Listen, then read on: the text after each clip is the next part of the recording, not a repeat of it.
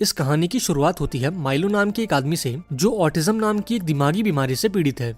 यहाँ माइलो एक लेडी पर नजर रखे हुए था और अपने दिमाग में कुछ कैलकुलेशन कर रहा था। इसके साथ ही वो अपने आसपास हो रही चीजों को भी नोटिस कर रहा था, जैसे कि एक पैसेंजर बस, सड़क किनारे बैठा एक आदमी, सड़क पर मौजूद एक पॉट होल और तेज रफ्तार से आती हुई है साइकिल। अब इन सभी चीजों को ध्यान में रखकर माइलो ने रोड को क्रॉस किया और अपनी जेब में पड़ी पेंसिल को एक मेल बॉक्स पर रख दिया। अब माइलो के ऐसा करने से वहाँ एक चेन रिएक्शन की शुरुआत हो गई और जब एक टैक्सी उस पॉटहोल से गुजरी तो पानी के छींटों के चलते वो पेंसिल जमीन पर गिर गई। अब जमीन पर गिरी इस पेंसिल को देखकर सड़क किनारे बैठा ये आदमी उसे उठाने गया, पर अगले ही पल वो साइकिल वाला इस आदमी से टकरा गया और यहाँ एक छोटा सा एक्सीडेंट हो गया। अब इस हादसे के चलते बस में मौजूद ड्राइवर का ध्यान भटक गया और उसने ये नहीं देखा कि सिग्नल पर रेड लाइट जल चुकी है। इस लापरवाही के चलते बस ने उस लेडी को टक्कर मार दी जिस पर माइलो नजर रखे हुए था, और इस तरह से माइलो ने अपनी कैलकुलेशन के दम पर एक खून कर दिया और उसे बड़ी चालाकी से एक हादसा बना दिया। अब अगले सीन में हम ओलिविया नाम की एक लड़की को देखते हैं जो FBI के फ्रिंज डिपार्टमेंट में काम करती है। आज ओलिविया काफी दिनों बाद काम पर लौटी है क्योंकि पिछले मिशन के दौरान उसके सर में थोड़ी चोट आ गई थी और इसलिए ओलिविया को एक लंबी छुट्टी पर भेजा गया था। अब जब ओलिविया हेडक्वार्टर्स पहुंची तब चार्ली नाम के एक दूसरे ऑफिसर ने उसका वेलकम किया। चार्ली इन सभी का हेड है और इस पूरे डिपार्टमेंट का सुपरवाइजर भी। इसके बाद हम FBI के चीफ बिशप को देखते हैं जो अपने ऑफिस में किसी से बातें कर रहा था। अब यहाँ यह खुलासा होता है कि ओलिविया एक असली इंसान नहीं बल्कि एक क्लोन है और उसे दूसरे यूनिवर्स से बुलाया गया है। चीफ ने ऐसा इसलिए किया था क्योंकि पिछले मिशन के दौरान ओलिविया की जान चली गई थी। अब चूंकि ओलिविया उनकी सबसे बेस्ट एजेंट थी इसलिए चीफ उसे खोना नहीं चाहता था और इसलिए उसने एक क्लोन के अंदर ओलिविया की सारी यादें डाल दी और उसे फिर से जिंदा कर दिया। अब थोड़ी देर बाद डिपार्टमेंट के लोगों को उस हादसे की खबर लगी जहां एक बस ने एक औरत को टक्कर मार दी थी। यहाँ चार्ली सभी को बताता है कि पिछले एक हफ्ते में ऐसे हादसों की खबरें 2 बार आ चुकी हैं और हो ना हो इसके पीछे जरूर किसी इंसान का हाथ है। अब थोड़ी देर बाद ये सभी उस लोकेशन पर पहुंचे और वहाँ मौजूद लोगों से पूछताछ करने लगे। इस इन्वेस्टिगेशन को ली नाम का एक ऑफिसर लीड कर रहा था जिसका चेहरा पूरी तरह से जला हुआ था। यहाँ चार्ली ने उस डेड बॉडी की जांच की और उसके फिंगरप्रिंट से ये पता लगाया कि मरने वाली औरत का नाम जूलियन फॉस्टर है। वहीं दूसरी तरफ ओलिविया ने उस बस ड्राइवर से कुछ पूछताछ करी जिस पर ड्राइवर ने उसे बताया कि उसके आज तक के करियर में उसने एक छोटे से जानवर तक को नहीं मारा और वो खुद भी हैरान है कि उससे इतनी बड़ी गलती कैसे हो गई। इधर जांच के दौरान ली को क्राइम सीन पर वो पेंसिल दिखाई दी जो उसे पूरी तरह से हैरान कर गई। अब थोड़ी पूछताछ करने पर यह बात पता लगी कि सड़क किनारे बैठा वो आदमी इसी पेंसिल को उठाने गया था और इसी बीच उसकी टक्कर उस साइकिल वाले से हो गई। अब ये सुनकर ली समझ गया कि इस पूरे फसाद की जड़ ये पेंसिल है और इसी ने उस चेन रिएक्शन की शुरुआत की होगी जिसके चलते उस औरत की मौत हो गई। इसके बाद ये सभी लोग हेडक्वार्टर्स पहुंचे जहां ली और चार्ली पिछले हफ्ते हुए हादसों में कोई कनेक्शन ढूंढने की कोशिश करने लगे। अब पहले तो इन हादसों में इन्हें कोई कनेक्शन नहीं मिला, लेकिन जब ली ने इन फोटोज को ध्यान से देखा तो उसे इन फोटोज में वो पेंसिल कॉमन दिखाई दी और इससे उसका शक यकीन में बदल गया कि इन दोनों हादसों के पीछे किसी इंसान का हाथ है। इसके बाद ली और चार्ली ने एस्ट्रिड नाम की एक लेडी को बुलाया जो इस फ्रिंज डिपार्टमेंट की एक मैथमेटिशियन है। यहाँ एस्ट्रिड सभी को बताती है कि एक ऐसे चेन रिएक्शन को जन्म दे पाना और उसे अपने फेवर में इस्तेमाल करना किसी भी इंसान के लिए इम्पॉसिबल है।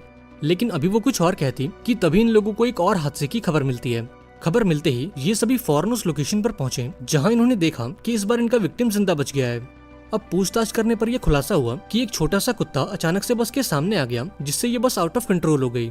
अब इस पूछताछ के दौरान ओलिविया की नजर उस लुढ़कती हुई पेंसिल पर गई और वो फौरन समझ गई कि ये चेन रिएक्शन अभी खत्म नहीं हुआ है। अब जब ओलिविया ने आसपास अपनी निगाहें दौड़ाई तब उसे ब्रिज पर खड़ा माइलो दिखाई दिया।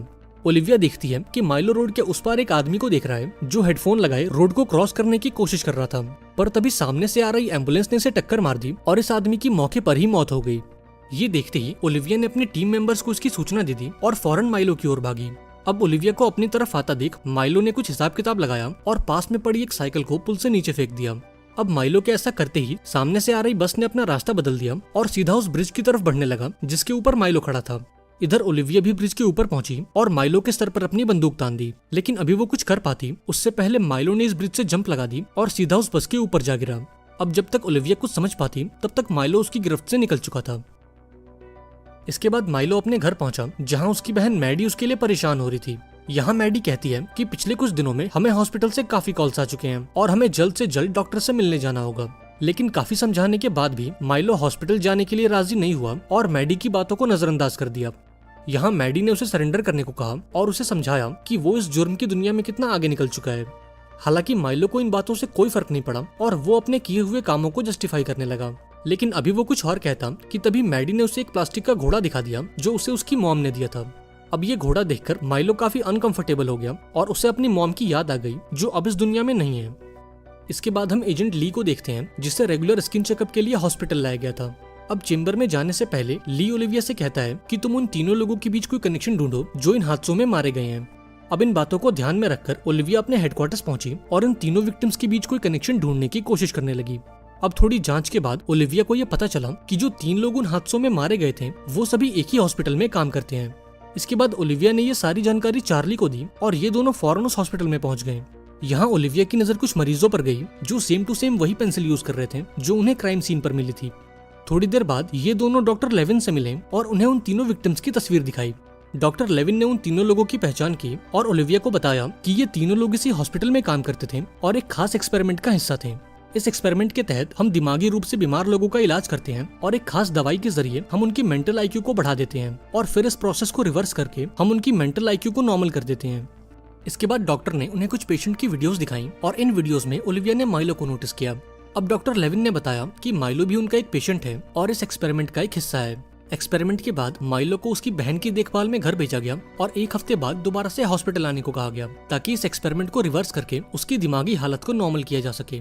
पर जब 1 हफ्ते बाद हॉस्पिटल स्टाफ ने उसे कॉल किया तो उसने वापस आने से मना कर दिया और अपना फोन स्विच ऑफ कर लिया। अब माइलो की बहन का पता लगते ही ओलिविया और चार्ली ने उससे मिलने का फैसला किया और फौरन हॉस्पिटल के बाहर आ गए। लेकिन वो इस बात से अनजान थे कि माइलो ओलिविया की हर एक मूवमेंट को ऑब्जर्व कर रहा है और इन मूवमेंट्स में दिखने वाले पैटर्न को एनालाइज करके उसके अगले मूव को जानने की कोशिश कर रहा है।